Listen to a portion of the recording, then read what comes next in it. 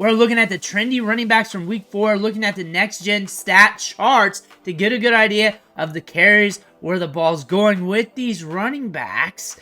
And this is going to help you look at the waiver wire on a few players. On top of that, help you with your confirmation bias with your fantasy team, help you prospect out trades, make them buys, make them sells, and everything else. We are going to be talking about the waiver wire heavy this week. Tuesday, Wednesday, going deep on these players. Who's that waiver wire get you're trying to get off the waiver wire? Let me know in the comments below. I'll make sure to add more information about those players in that video. But before we dig in, you need to click that subscribe button right now, because we are going hot and heavy on these players every single day. We're talking about the waiver wire every day. We're using these videos to help you set your lineups and everything else, along with a lot of deep dives. Click that button. Stop missing out. The first trending running back right now is going to be a hot get off the waiver wire this week. Big stash play over the last 2 weeks, Kareem Hunt. And he is winning the Chiefs backfield. And he was a guy that we were watching. He got called up to the 53-man roster this week and instantly got a lot of work. Carson Steele had to take a back seat here. He got 14 rushing attempts, 3 targets, scored 14.5 PPR fantasy points. We got some volume in this matchup. And you want volume on the Chiefs. Now, the Chiefs may not be looking like the Chiefs with Rashee Rice out for the rest of the season. More than likely, we got to get the details on that. But those videos did not look good. I actually have it posted right here on my channel as well. But Kareem Hunt, just right back. Just where he kind of left off. Just a little different, but still getting volume, getting opportunity. Kind of like how I envisioned it a little bit, where if he got to this point, then he could be productive as a stash play, like what we saw last year and the year priors with the Browns, when he was getting opportunity to catch the ball in the backfield, getting some run. Nothing crazy, but getting you some production. Kareem Hunt is a huge pickup this week. Derrick Henry. So a lot of people had him out for dead this year for some reason. And with him going to the Ravens, a run-first offense that's good at running the football, that wants to run the football, that identifies by running the football, that so much so that you do not want to go after their pass catchers that much. Derrick Henry was in the perfect spot to smash, and he had a kind of iffy start in week 1. A lot of people were down on that, but we've been ramping up. And he's going to push for a ton of touchdowns, maybe 20 or so this year, if he continues with this. And had a blow-up performance against the Bills. And the thing is, Derrick Henry's got a full season to do this with. If he remains healthy, it's going to be glorious. Braelon Allen. The thing about him this week is we got a fair amount of workload. And that's something to hang our hat on.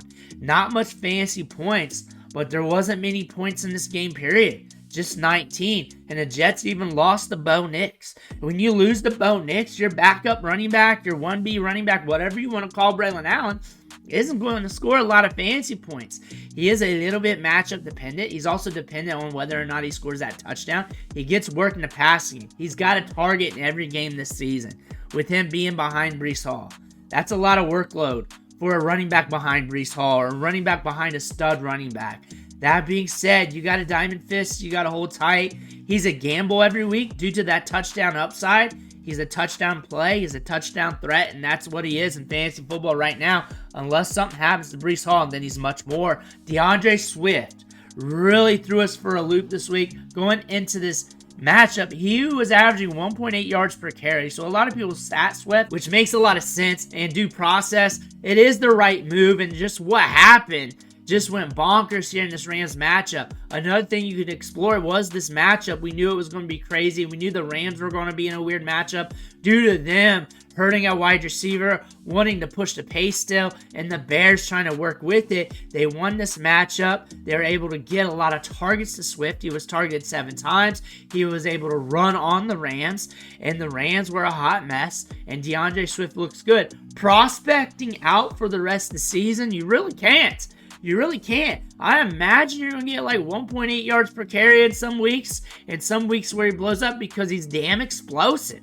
He's a very explosive running back. Going into this week, the one thing you can hang your hat on with DeAndre Swift that made him a buy, but it was very hard to buy into the buy, was he was one of the top running backs in routes ran, getting all that work and not many targets. I noted that in a video, don't know which one, but I noted that like top 3 in routes ran among running backs in the league. And usually when a running back's top 3, top 5 in routes ran, something happens positively for their fantasy production, usually on the short term because they're not getting it done consistently running the ball on the ground.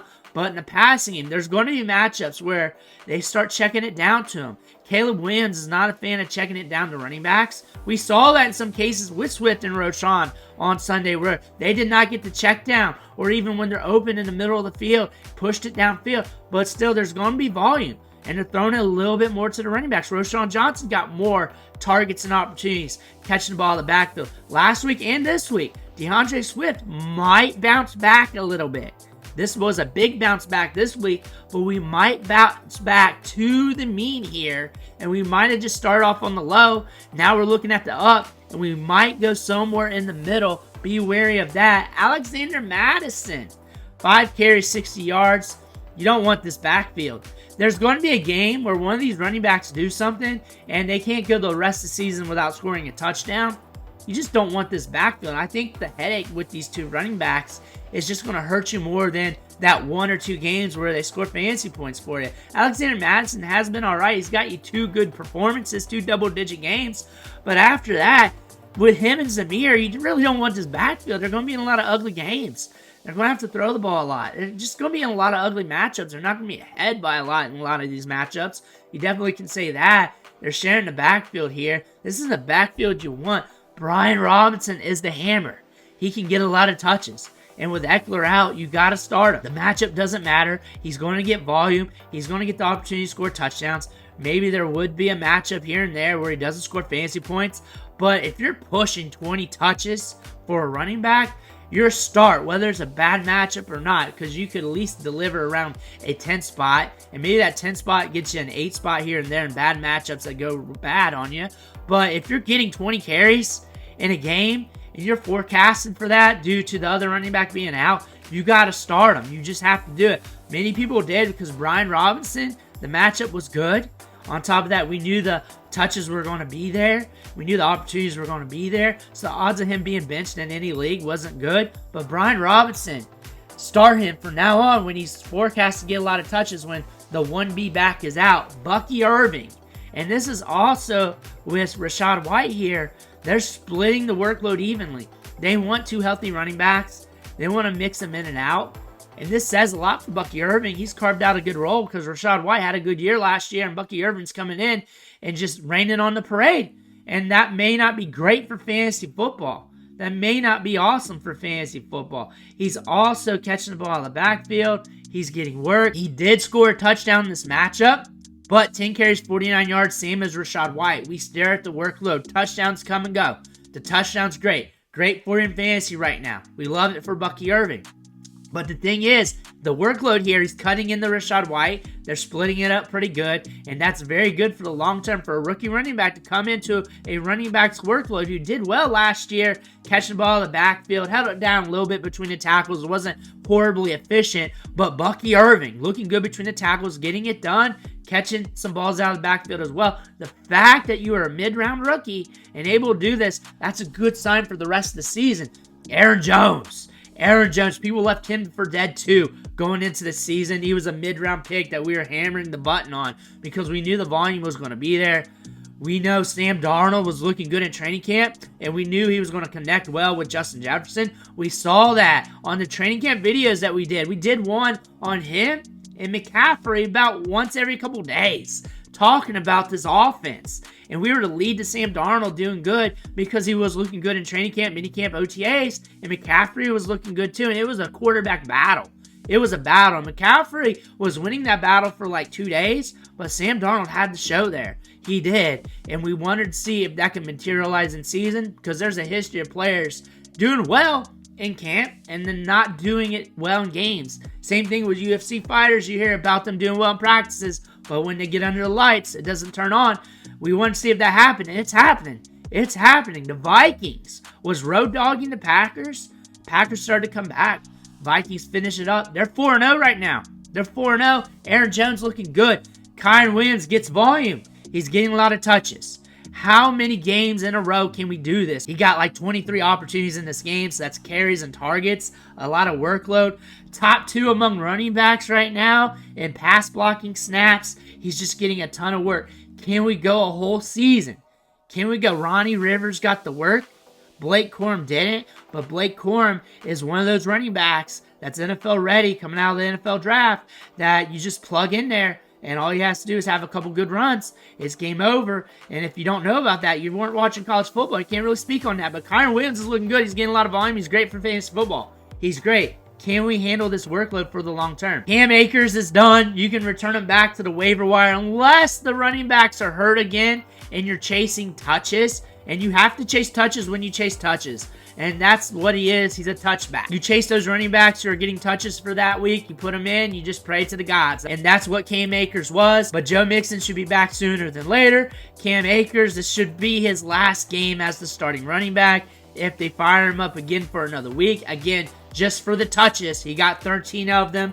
That's enough to do something here and there in some matchups for a running back who's third on the depth chart.